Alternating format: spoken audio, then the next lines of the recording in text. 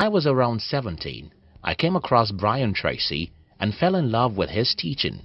I would go to the internet cafe at night because I couldn't afford the normal fee in the day. I would spend hours in the night listening to Tracy and reading his quote.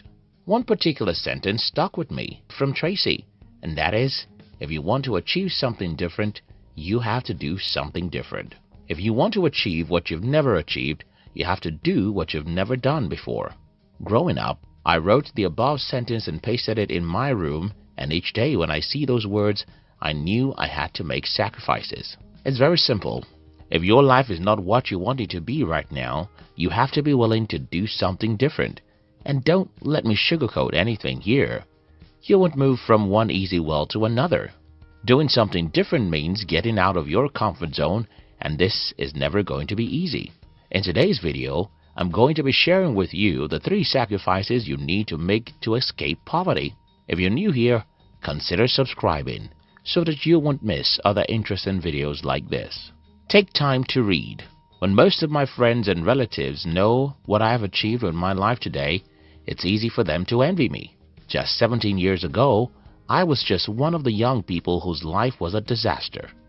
I hated my life and wished I was never born, because I was born into poverty, sickness, and many other limitations. So, how was I able to change my life from being a guy who hated life to creating one of the best lives ever for myself? Books, books, books. My life changed the day I started reading books, and I'll explain how it happened. First, when I started reading books, I started reading the stories of ordinary people who achieved extraordinary things. These stories encouraged me and gave me hope that I could as well overcome every obstacle in my way and achieve greatness with my life. I think this is very simple. If you know that some people have some disadvantages you think you have, yet went on to achieve greatness, you suddenly start to believe in yourself. When you start to believe in yourself, you start to think big, and when you increase the size of your dreams, you automatically increase what is possible with your life.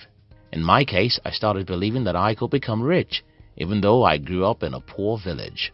I started believing that I could become a millionaire, and this belief led me to something very important. I started looking for how to achieve what I believe I could achieve by reading books written by the people who have made a lot of money before. I started learning the mindsets and actions of these people, and the more I modeled these people, the better my financial life.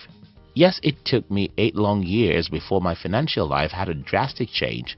Without reading books, I would have never made it. One other thing you can do in addition to reading books is watching videos that tell stories about successful people.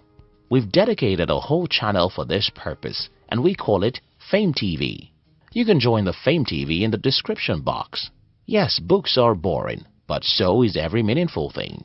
Fruits are boring and vegetables are boring, but if you want to be healthy, you'll eat more of them. Soda drinks are fun.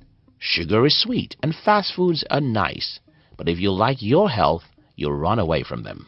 The TV is fun and social media is interesting, but if you want to escape poverty, you'll spend more time with your books. Some time ago, I got to know that Bill Gates reads 1 book every week. I've also read about the fact that an average millionaire reads 1 book every week.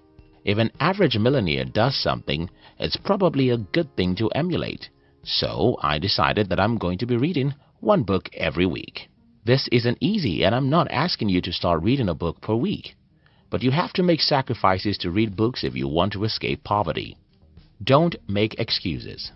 I told you earlier that sugar is sweet, and you agreed that hard drugs, fast foods, and most other harmful things are fun. Another very sweet thing is excuses, and that's why most people make it. Listen, you can come up with 100 reasons why you are where you are if you want, and you can as well come up with a single reason why you need to be elsewhere. The difference is in the way you use the powerful machine God gave you. That machine is your brain.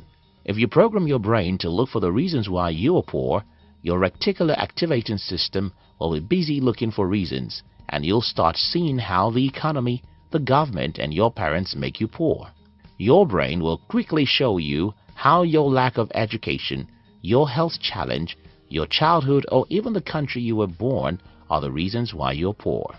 If, however, you program your brain to look for why you must be rich, you'll start seeing that even in a bad economy, Some people are making hundreds of thousands of dollars in legitimate businesses. You'll start reading about people who went through similar difficulties like you and ended up successful. You'll start seeing that you have much power over your life than you think, and you'll start taking responsibilities. An excuse is the food of the fools, and our world is filled with many of them because an excuse is sweet. It's about pointing a finger. It's easy. Everyone can do it.